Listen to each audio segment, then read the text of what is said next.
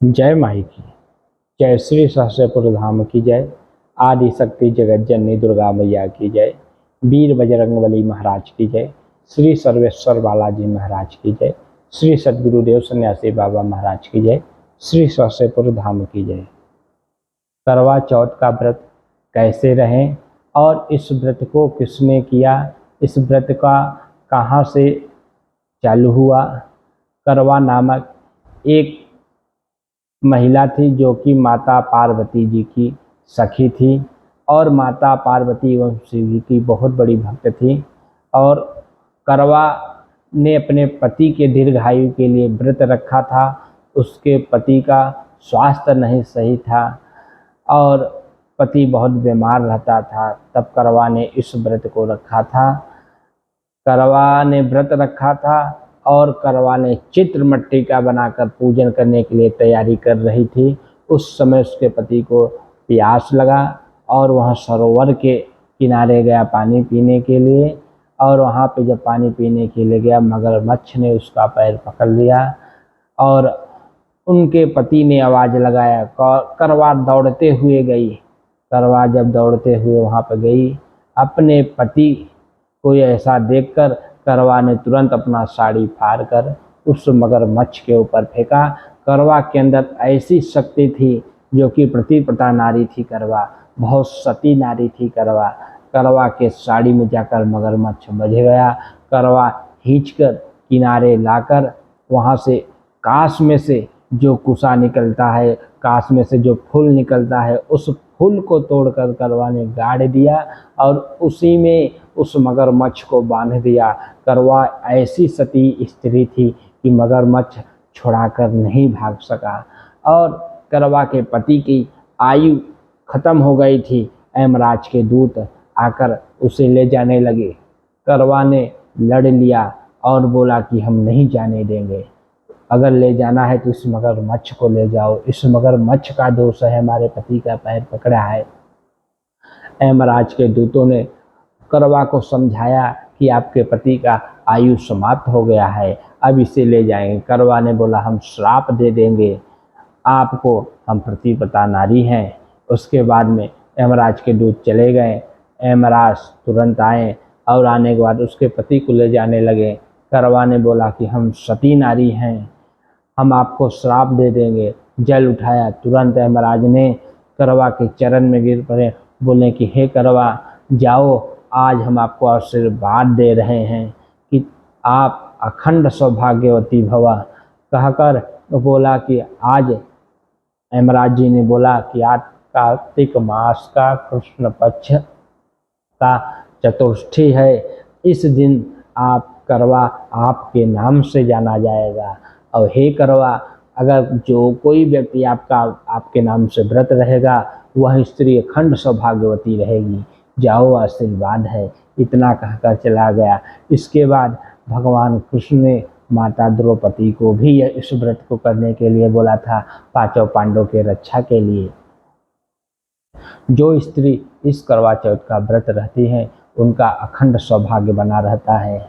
इस दिन स्त्रियों को सुबह उठकर स्नान इत्यादि करने के बाद भगवान महादेव एवं माता पार्वती जी का पूजन करना चाहिए, भगवान का स्मरण करना चाहिए। उसके बाद अपने पति का पैर छूना चाहिए और इस दिन सूरज श्रृंगार करना चाहिए और इस दिन काला नीला इत्यादि साड़ी नहीं पहनना चाहिए, सफ़ेद साड़ी नहीं पहनना चाहिए। इस दिन लाल एवं गुलाबी साड़ी पहनना चाहिए और इस दिन कैंची इत्यादि का प्रयोग नहीं करना चाहिए। इस दिन कोई गलत कार्य नहीं करना चाहिए। स्त्रियों को विशेष ध्यान देना चाहिए। अगर इस दिन कोई स्त्री गलत कार्य करती है तो उसके व्रत का भंग हो जाता है और उसे कोई फल नहीं मिलता है। इस दिन स्त्रियों को विशेष ध्यान देना चाहिए। इस दिन कोई बुरा विचार मन में नहीं आना चाहिए। स्त्रियों को इस बात का ध्यान रखें।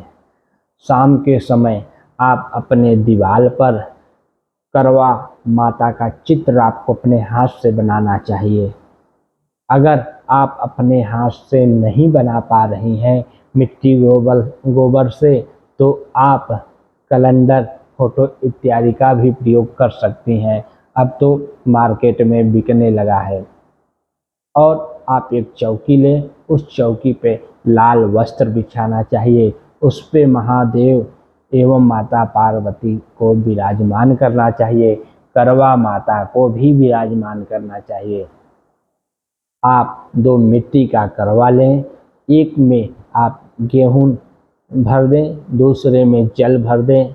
दोनों करवा में उस कुसा का, जो कि उस काश में से जो फूल निकलता है, उसे लगा दें। लगाने के बाद आप उस पे पात्र रखें, पात्र के ऊपर प्रसाद इत्यादि रखकर उस पे 2 घी का बत्ती लगा देना चाहिए। बत्ती लगाने के बाद माता करवा को आप गेहूं चढ़ाकर उनका व्रत, पूजन इत्यादि करना चाहिए। इस दिन सौभाग्यशाली स्त्रियों को अपना षोडश श्रृंगार करना चाहिए। इस दिन न तो किसी को अपना श्रृंगार का सामान कुछ नहीं किसी को देना चाहिए।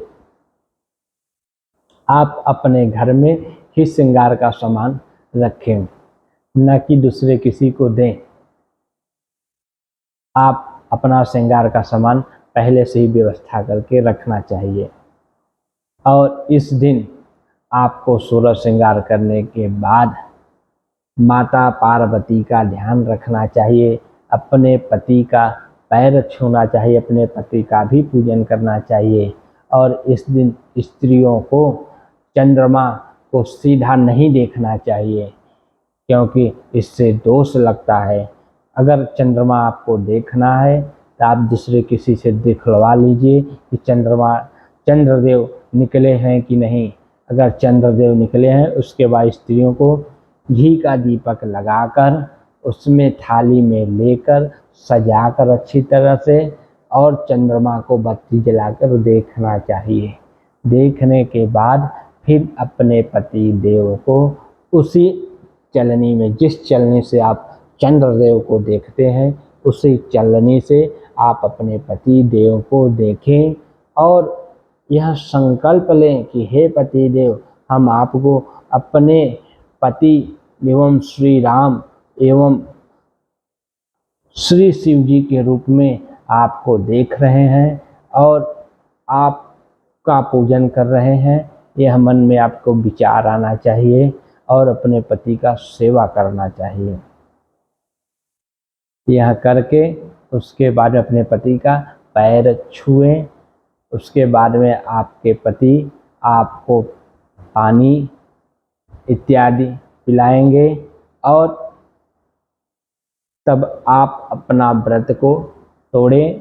और इस दिन घर में पकवान इत्यादि जो भी प्रसाद है, उसे पकवान को ग्रहण करें और अपने पूरे परिवार को भी प्रसाद को खिलाना चाहिए।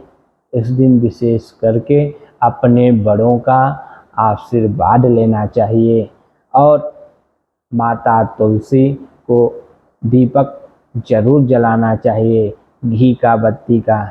इससे आपका अखंड सौभाग्य बना रहता है। और दूसरे दिन किसी सुहागन स्त्री को आप श्रृंगार का सामान इत्यादि देकर पैर छूना चाहिए।